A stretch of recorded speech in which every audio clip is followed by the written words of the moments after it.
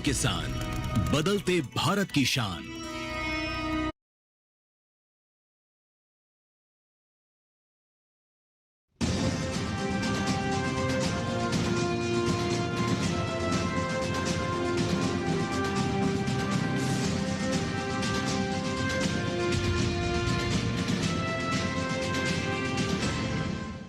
नमस्कार, किसान समाचार में आप सभी दर्शकों का स्वागत है। मैं हूं सैमा खान।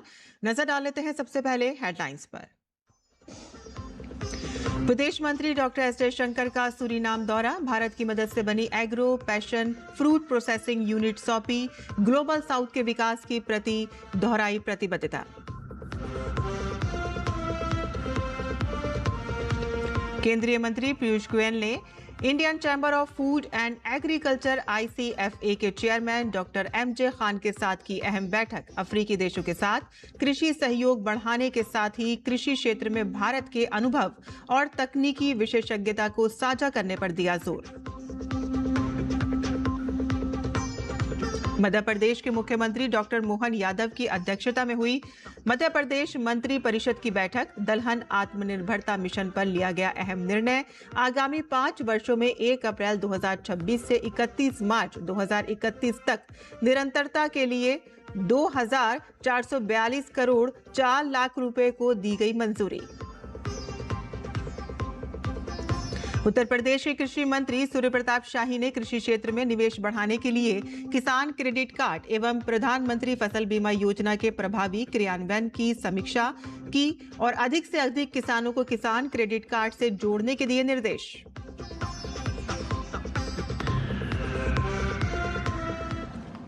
और अब समाचार विस्तार से। विदेश मंत्री डॉक्टर एस जयशंकर ने सूरीनाम की राजधानी पारामारिबो में भारत की मदद से बनी एक agro passion fruit processing unit सौंपी और इसके साथ ही इन्होंने सूरीनाम और ग्लोबल साउथ के लिए एक भरोसेमंद विकास भागीदारी के तौर पर भारत की प्रतिबद्धता को फिर से दोहराया। सूरीनाम के विदेश मंत्री मेल्विन बोउवा और कृषि मंत्री माइक नर्सेलिम के साथ मौजूद जयशंकर ने इस प्रोजेक्ट को वैल्यू एडिशन, आत्मनिर्भरता और समावेशी विकास का प्रतीक बताया। For India and Suriname, we would like to see it more inclusive. We would like to see sustainable growth. We would like to enjoy more respect in international politics. And in many cases, I would say, countries would say, we would like to have more influence. This is the progress which nations seek. केंद्रीय मंत्री पीयूष गोयल ने Indian chamber of food and agriculture ICFA के chairman doctor MJ Khan के साथ अहम बैठक की। बैठक में किसानों के जीवन स्तर को बेहतर बनाने, वैश्विक कृषि क्षेत्र में भारत की स्थिति को मजबूत करने और अफ्रीकी देशों के साथ कृषि सहयोग बढ़ाने पर चर्चा हुई और इसके साथ ही कृषि क्षेत्र में भारत के अनुभव और तकनीकी विशेषज्ञता को साझा करने पर भी जोर दिया गया। पीयूष गोयल ने एक सोशल मीडिया पोस्ट में लिखा कि बैठक में दीर्घकालिक खाद्य सुरक्षा सुनिश्चित करने और कृषि सहयोग को नई दिशा देने के लिए विभिन्न संभावनाओं पर विचार विमर्श किया गया। आगे बढ़ते हैं, जहां मुख्यमंत्री डॉक्टर मोहन यादव की अध्यक्षता में हुई मध्य प्रदेश मंत्री परिषद की बैठक में प्रदेश के विकास और जन कल्याण को लेकर बड़े फैसले लिए गए। कैबिनेट ने विभिन्न विभागों की 38,555 करोड़ रुपए की योजनाओं को मंजूरी दी है, जिससे राज्य के बुनियादी ढांचे, कृषि और सामाजिक सुरक्षा को मजबूती मिलेगी। बैठक में एक अहम निर्णय दलहन आत्मनिर्भरता मिशन को लेकर लिया गया और इस मिशन के तहत अगले 5 वर्षों में 2,442.04 करोड़ रुपए खर्च किए जाएंगे और इसका उद्देश्य प्रदेश में दलहन फसलों का उत्पादन बढ़ाना और किसानों को आत्मनिर्भर बनाना है। योजना के क्रियान्वयन के संबंध में आवश्यक नियम, दिशा निर्देश जारी करने के लिए किसान कल्याण तथा कृषि विकास विभाग को अधिकृत किया गया है। और उत्तर प्रदेश सरकार किसानों को आर्थिक रूप से मजबूत बनाने और कृषि क्षेत्र में निवेश बढ़ाने के लिए किसान क्रेडिट कार्ड एवं प्रधानमंत्री फसल बीमा योजना के प्रभावी क्रियान्वयन पर जोर दे रही है और इसी कड़ी में प्रदेश के कृषि शिक्षा एवं अनुसंधान मंत्री सूर्य प्रताप शाही ने विधानसभा स्थित समिति कक्ष में दोनों योजनाओं की प्रगति की समीक्षा की और संबंधित विभागों और बैंकों को कई अहम निर्देश दिए। मंत्री सूर्य प्रताप शाही ने कहा कि योगी सरकार किसानों की आय बढ़ाने और उन्हें आर्थिक सुरक्षा देने के लिए प्रतिबद्ध है। उन्होंने अधिकारियों को निर्देश दिए हैं कि प्रधानमंत्री किसान सम्मान निधि योजना के लाभार्थियों के डेटा का उपयोग करते हुए अधिक से अधिक किसानों को किसान क्रेडिट कार्ड से जोड़ा जाए और साथ ही विभागीय पोर्टल पर फार्मर आईडी का प्रभावी उपयोग कर योजनाओं के बीच बेहतर समन्वय स्थापित किया जाए। उन्होंने कहा कि 15 मई 2026 से विशेष अभियान शुरू किया जाए, जिसके तहत नए केसीसी जारी किए जाएंगे और किसानों को समय पर ऋण अदायगी के लिए प्रेरित किया जाएगा। मंत्री ने यह भी कहा कि समय पर ऋण चुकाने पर किसानों को ब्याज दर में राहत मिलती है और इसीलिए बैंक शाखा स्तर पर जागरूकता अभियान चलाएं और किसानों को सीधे जानकारी दें। उत्तर प्रदेश सरकार अब गोबर को किसानों की आय बढ़ाने का बड़ा माध्यम बनाने की तैयारी में है। प्रदेश के पशुपालन मंत्री धर्मपाल सिंह ने विधानसभा स्थित समिति कक्ष में विभागीय अधिकारियों के साथ उच्च स्तरीय बैठक कर गोबर से कंपोस्ट, बायोगैस, जीवामृत और घनामृत के उत्पादन, उपयोग और विपणन को लेकर व्यापक कार्य योजना तैयार करने के निर्देश दिए। पशुपालन मंत्री धर्मपाल सिंह ने कहा है कि योगी सरकार की प्राथमिकता किसानों की आय बढ़ाने के साथ ही मिट्टी की उर्वरता को दोबारा मजबूत करना है। उन्होंने कहा कि प्रदेश में उपलब्ध गोबर संसाधनों का वैज्ञानिक उपयोग कर बड़े स्तर पर जैविक खाद का उत्पादन किया जा सकता है, जिससे रासायनिक उर्वरकों पर निर्भरता कम होगी और जैविक खेती को बढ़ावा मिलेगा। बैठक में मंत्री ने अधिकारियों को निर्देश दिए हैं कि प्रदेश की गौशालाओं को कंपोस्ट, जीवामृत और अन्य जैविक उत्पादों के उत्पादन केंद्र के रूप में विकसित किया जाए ताकि वह आत्मनिर्भर बन सके। उन्होंने कहा कि लाखों मीट्रिक टन कंपोस्ट उत्पादन की क्षमता प्रदेश में मौजूद है। इसके लिए गौशालाओं, डेयरी इकाइयों और किसानों के बीच बेहतर समन्वय जरूरी है। उन्होंने झांसी, चंदौली, फर्रुखाबाद, कानपुर और बाराबंकी में संचालित सफल बायोगैस और जैविक खाद मॉडल का उदाहरण देते हुए इन्हें पूरे प्रदेश में लागू करने के निर्देश दिए। छत्तीसगढ़ कृषक कल्याण परिषद के अध्यक्ष सुरेश चंद्रवंशी की अध्यक्षता में गुरुवार को संयुक्त जिला कार्यालय के सभा कक्ष में समीक्षा बैठक आयोजित की गई। बैठक में कृषि एवं किसान हित से जुड़े विभिन्न विभागों की योजनाओं और उनके क्रियान्वयन की विस्तार से समीक्षा की गई। समीक्षा के दौरान सुरेश चंद्रवंशी ने विभागीय अधिकारियों को किसानों की समस्याओं का त्वरित समाधान करने, योजनाओं का प्रभावी क्रियान्वयन सुनिश्चित करने और किसानों तक समय पर लाभ पहुंचाने के निर्देश दिए। उन्होंने कहा कि कृषि क्षेत्र में बेहतर परिणाम के लिए विभागों के बीच समन्वय और जमीनी स्तर पर सक्रिय कार्य जरूरी है। उन्होंने आधुनिक कृषि तकनीकों के प्रचार प्रसार पर जोर देते हुए कहा कि किसानों को शासन की योजनाओं का अधिकतम लाभ दिलाने के लिए सभी विभाग जिम्मेदारी और संवेदनशीलता के साथ कार्य करें। बैठक में कृषि उत्पादन बढ़ाने, सिंचाई सुविधाओं के विस्तार, उद्यानिकी गतिविधियों को प्रोत्साहन देने और किसानों की आय बढ़ाने को लेकर भी विस्तार से चर्चा की गई। बैठक में मौजूद जनप्रतिनिधियों और अधिकारियों ने भी अपने सुझाव रखे तथा किसानों के हित में योजनाओं को और अधिक प्रभावी बनाने पर विचार साझा किए। और एक समय था कि जब देश के करोड़ों ग्रामीण घरों में चूल्हे का धुआं ही रसोई की पहचान था, जहां लकड़ी, कोयला और उपले जैसे पारंपरिक ईंधन से खाना बनता था और इसका सबसे ज्यादा असर पड़ता था महिलाओं और बच्चों की सेहत पर। लेकिन साल 2016 में एक ऐसी पहल हुई जिसने न सिर्फ घरों की रसोई बदली बल्कि जीवन की गुणवत्ता में भी बेहतरी की। और यह पहल थी प्रधानमंत्री उज्ज्वला योजना, जिसने स्वच्छ ईंधन को घर घर तक पहुंच बनाने का रास्ता खोला। प्रधानमंत्री उज्ज्वला योजना एक ऐसी फ्लैगशिप स्कीम जिसका उद्देश्य था ग्रामीण और वंचित परिवारों को स्वच्छ खाना पकाने के लिए एलपीजी उपलब्ध कराना। इसकी शुरुआत 1 मई 2016 को उत्तर प्रदेश के बलिया से हुई। इस योजना ने उन परिवारों को राहत दी जो पारंपरिक ईंधन के धुएं से होने वाली गंभीर स्वास्थ्य समस्याओं और पर्यावरणीय नुकसान का सामना कर रहे थे। योजना के तहत मार्च 2020 तक 8 करोड़ एलपीजी कनेक्शन देने का लक्ष्य रखा गया था, जिसे समय से पहले ही हासिल कर लिया गया। इसके बाद उज्ज्वला 2.0 के तहत 1 करोड़ 60 लाख अतिरिक्त कनेक्शन दिए गए, जिसमें खास तौर पर प्रवासी परिवारों को सुविधा दी गई। उज्ज्वला 2.0 के तहत कुल कनेक्शन 9 करोड़ 60 लाख थे, जिसके बाद जुलाई 2024 तक अतिरिक्त 75 लाख कनेक्शन जोड़कर कुल संख्या से ये संख्या 10 करोड़ 35 लाख तक पहुँच गयी। बाद में सरकार ने योजना का विस्तार करते हुए 25 लाख अतिरिक्त कनेक्शन को मंजूरी दी। जिससे कुल लक्ष्य 10 करोड़ 60 लाख तक पहुंच गया। भारत सरकार ने समय समय पर जरूरत के हिसाब से कई बार एलपीजी कनेक्शन का लक्ष्य बढ़ाया और इसी तरह समय से पहले लक्ष्यों को हासिल भी किया। सरकार ने ये साबित किया कि हर घर तक एलपीजी कनेक्शन संभव है, जिसके परिणाम स्वरूप 23 अप्रैल 2026 तक कुल जारी कनेक्शन की संख्या 10 करोड़ 54 लाख से अधिक रही। साथ ही नवीनतम विस्तार के लिए जारी कनेक्शन की संख्या 21,67,000 से अधिक पहुंच गई। उज्ज्वला योजना ने न सिर्फ महिलाओं को धुएं से राहत दी, बल्कि उन्हें एक सम्मानजनक और सुरक्षित जीवन भी दिया। स्वच्छ ईंधन के इस्तेमाल से पर्यावरण संरक्षण को भी बढ़ावा मिला और ग्रामीण भारत की रसोई में एक बड़ा बदलाव देखने को मिला। प्रधानमंत्री उज्ज्वला योजना के 10 साल एक ऐसी यात्रा के गवाह हैं जिसने देश की करोड़ों महिलाओं के जीवन को आसान बनाया। ये योजना सिर्फ गैस कनेक्शन देने तक सीमित नहीं रही, बल्कि ये स्वास्थ्य, सम्मान और सशक्तिकरण की मिसाल बन गई।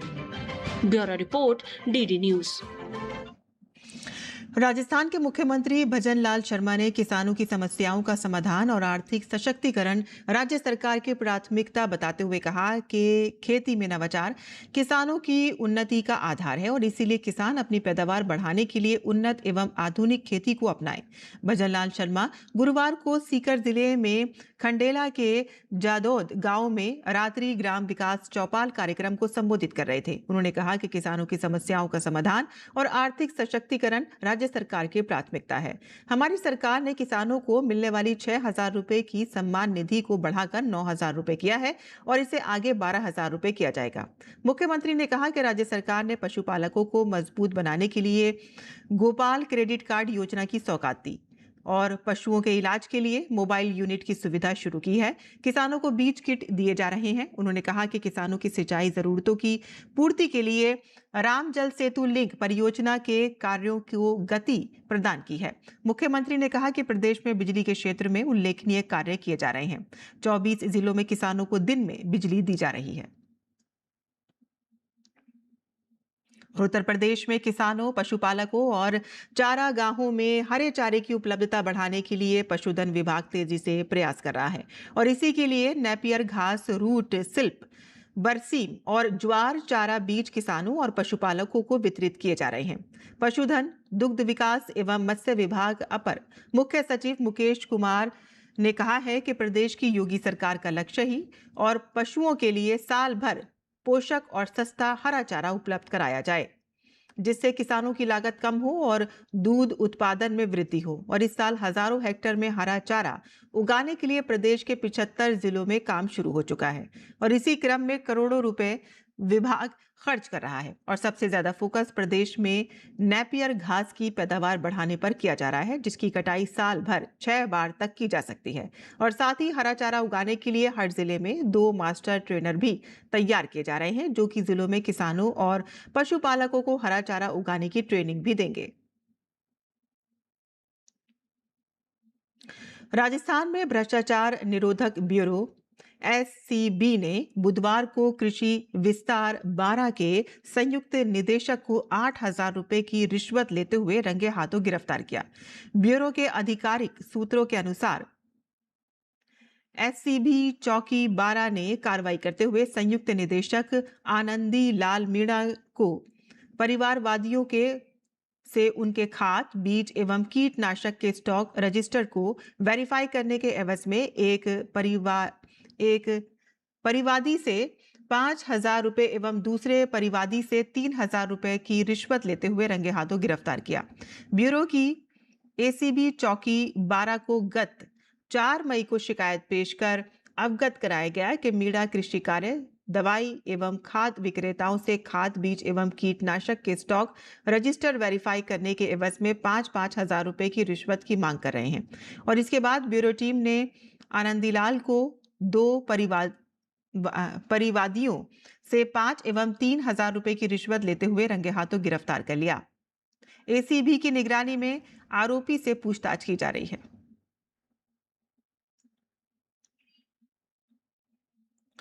मध्य प्रदेश की किसान हितैषी नीतियों और मंडी बोर्ड की सक्रियता का परिणाम है कि कृषि उपज मंडी समिति चौरई की अपील पर उच्च न्यायालय जबलपुर द्वारा 64 कृषकों को उनके द्वारा विक्रय की गई उपज की राशि 96,51,500 रुपए के भुगतान करने के आदेश जारी किए गए हैं। मुख्यमंत्री डॉक्टर मोहन यादव ने कहा है कि प्रदेश में किसानों के साथ अन्याय किसी भी कीमत पर बर्दाश्त नहीं किया जाएगा।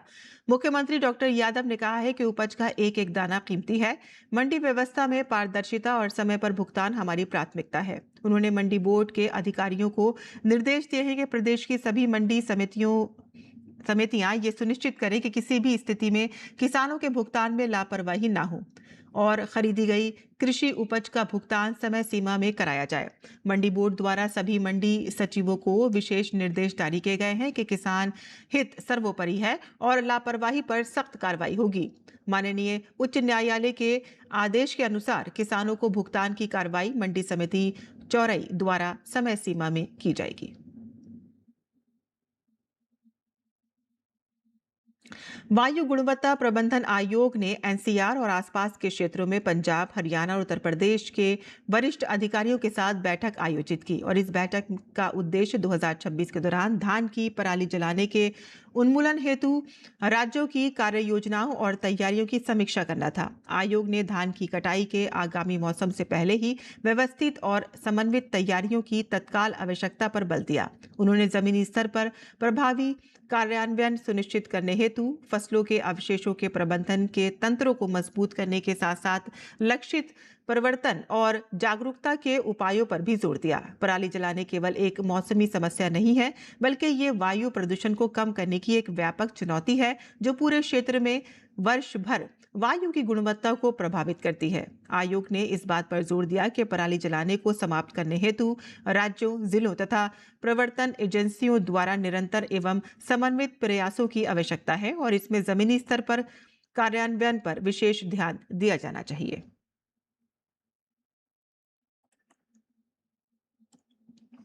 ओडिशा के कटक में 11 मई तक परिचय राष्ट्रीय आदिवासी कार्निवल में आदिवासी कला और संस्कृति का उत्सव जारी है। ये मेला आदिवासी कला और संस्कृति के संरक्षण में अहम भूमिका निभा रहा है।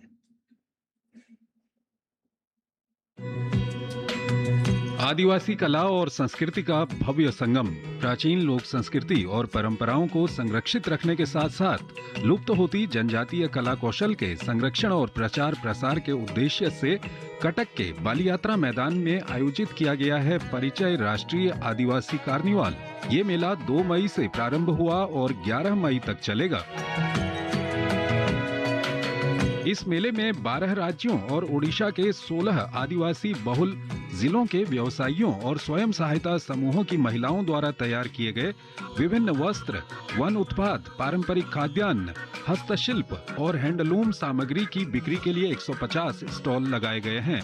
साथ ही प्रत्येक संध्या पर आदिवासी कला और संस्कृति को दर्शाते हुए सांस्कृतिक कार्यक्रमों का आयोजन किया जा रहा है। ये मेला आदिवासी कलाओं और परंपराओं का संरक्षण कर उन्हें आम जनता तक पहुंचाने का महत्वपूर्ण कार्य कर रहा है। परिचय राष्ट्रीय आदिवासी कार्निवाल न केवल आदिवासी संस्कृति के प्रति सम्मान बढ़ा रहा है, बल्कि इस सांस्कृतिक धरोहर को जीवित रखने के प्रयासों में भी एक कदम आगे बढ़ रहा है। Bureau report, DD news. और उत्तर भारत के राज्यों में पिछले कुछ दिनों से जारी चिलचिलाती गर्मी के बीच एक बड़ी राहत की खबर सामने आ रही है। मौसम विभाग ने उत्तर भारत में अगले कुछ दिनों तक मौसम सुहावना बना रहेगा और बारिश का सिलसिला भी जारी रहने की उम्मीद है। वहीं उत्तर प्रदेश, मध्य प्रदेश, बिहार और छत्तीसगढ़ सहित देश के मध्य और पूर्वी हिस्सों में भी तेज हवाओं और गरज चमक के साथ बारिश की संभावना जताई गई है। और साथ ही दक्षिण भारत की बात करें तो अगले 2 से 3 दिनों के दौरान केरल, माहे, दक्षिण आंतरिक कर्नाटक, तमिलनाडु, पुडुचेरी और कराईकल में कई इलाकों में भारी बारिश का अलर्ट जारी किया गया है, जबकि पश्चिम बंगाल, कोंकण, गोवा और उत्तर पूर्वी भारत के राज्यों में भी कुदरत का ये बदला हुआ मिजाज गर्मी से राहत दिलाएगा। मौसम से जुड़ी तमाम सावधानियों को ध्यान में रखते हुए विभाग ने लोगों को आकाशीय बिजली से सचेत रहने की सलाह दी है। और अब बात कर लेते हैं मौसमी खेती की। किसान इस मौसम में कैसे रखें खेती का ख्याल, आइए देखते हैं। नमस्कार, आप देख रहे हैं डीडी किसान। मैं हूं एआई कृष और आज हम भारत के विभिन्न राज्यों में होने वाली खेती किसानी से संबंधित सलाहों के बारे में पूरी जानकारी देंगे। जम्मू कश्मीर के उपोष्ण कटिबंधीय इलाकों के किसान गेहूं की पकी फसलों की कटाई कर लें, साथ ही यहां के किसान गेहूं की कटी फसलों को सुरक्षित स्थानों पर रख लें। जम्मू कश्मीर में किसान मक्का, लोबिया और बाजरा की बुवाई जारी रखें। जम्मू कश्मीर के मध्यवर्ती इलाकों के किसान गेहूं और सरसों की पकी फसलों की कटाई जारी रखें। जम्मू कश्मीर में ही किसान कद्दू वर्गीय सब्जियों की बुवाई कर लें। जम्मू कश्मीर के घाटी के समशीतोष्ण इलाकों में मटर की खेती कर रहे किसान इनके खेतों में उचित जल निकासी की व्यवस्था बनाए रखें। यहां इस समय धान की नर्सरी लगाई जा सकती हैं। साथ ही यहां के किसान इस मौसम में टमाटर, बैंगन, मिर्च, शिमला मिर्च और कद्दू वर्गीय सब्जियों की बुवाई कर लें। वहीं जम्मू कश्मीर के शुष्क इलाकों के किसान गेहूं, जौ, मटर और आलू की बुवाई जारी रखें। बात करें हिमाचल प्रदेश की, तो यहाँ के उच्च पर्वतीय शीतोष्ण शुष्क इलाकों के किसान इस मौसम में मटर की बुवाई कर सकते हैं। साथ ही यहाँ के मध्य पहाड़ी इलाकों में किसान लहसुन की पकी पौध की कटाई कर लें। साथ ही यहाँ के किसान भिंडी, खीरा, कद्दू और फ्रेंच बीन्स जैसी सब्जियों की बुवाई जारी रखें। हिमाचल प्रदेश के निचली पहाड़ी इलाकों में किसान गेहूं और सरसों की पकी फसलों की कटाई कर लें। यहां इस मौसम में पालक, धनिया और मेंथी की बुवाई की जा सकती है। इसी तरह कृषि और किसानों से जुड़ी हर महत्वपूर्ण जानकारी के लिए हमारे साथ जुड़े रहिए और देखते रहिए डीडी किसान। धन्यवाद।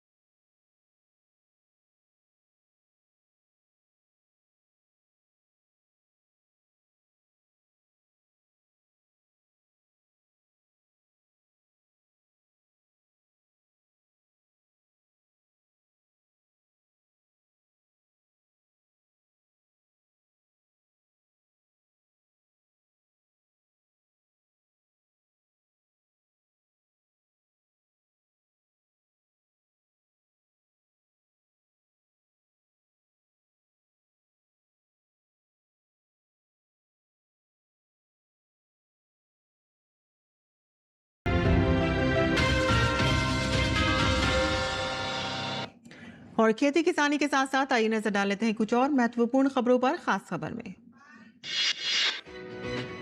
प्रधानमंत्री नरेंद्र मोदी 11 मई को सोमनाथ मंदिर के दौरे पर जाएंगे। ये दौरा पुनर्निर्मित सोमनाथ मंदिर के लोकार्पण की 75वीं वर्षगांठ के उपलक्ष्य में होगा। और इस अवसर पर अपने ब्लॉग में प्रधानमंत्री ने लिखा कि सोमनाथ केवल एक मंदिर नहीं बल्कि हमारी सभ्यता का अटूट संकल्प है। पश्चिम बंगाल में राज्यपाल RN रवि ने संविधान प्रदत्त शक्तियों का उपयोग करते हुए पश्चिम बंगाल विधानसभा को भंग कर दिया। राज्यपाल ने भारतीय संविधान के अनुच्छेद 174 के खंड 2 के उपखंड B के तहत अपनी शक्तियों का प्रयोग करते हुए ये निर्णय लिया। असम में नई सरकार के गठन की तैयारियां पूरी हो चुकी हैं। शपथ ग्रहण समारोह 12 मई को आयोजित किया जाएगा। राज्य भाजपा अध्यक्ष दिलीप सैकिया ने बताया है कि नई सरकार के भव्य शपथ ग्रहण समारोह में पीएम मोदी मुख्य अतिथि के रूप में शिरकत करेंगे। तमिलनाडु में नई सरकार के गठन के बीच डीएमके ने सरकार में शामिल होने की किसी भी संभावना से इनकार किया है। राजनीतिक अनिश्चितता के बीच स्टालिन ने अपने विधायकों को 10 मई तक चेन्नई में ही रहने का निर्देश दिया है। इंडियन यूनियन मुस्लिम लीग के प्रमुख KM कादर मोहिद्दीन ने कहा है कि TVK ने उनसे गठबंधन के लिए संपर्क किया है, लेकिन IUML ने अभी कोई फैसला नहीं किया है। उनका फैसला MK स्टालिन पर निर्भर करेगा। कांग्रेस 5 विधायकों के साथ टीवीके को समर्थन देने की पेशकश कर चुकी है और इसके बाद विजय के पास 112 विधायकों का समर्थन है, लेकिन विजय की पार्टी को 234 सदस्य तमिलनाडु विधानसभा के साधारण बहुमत के लिए 118 सीटों की जरूरत है। केरलम में मुख्यमंत्री पद को लेकर केसी वेणुगोपाल और वीडी सतीशन के समर्थकों के बीच पोस्टर वॉर अब राज्य की सड़कों पर खुलकर सामने आ गई है। तिरुवनंतपुरम और कोट्टयम जैसे शहरों में दोनों नेताओं के समर्थन में बड़े बड़े पोस्टर और फ्लैक्स बोर्ड लगाए गए हैं। किसान समाचार में आज के लिए बस इतना ही। अनुमति दें। नमस्कार।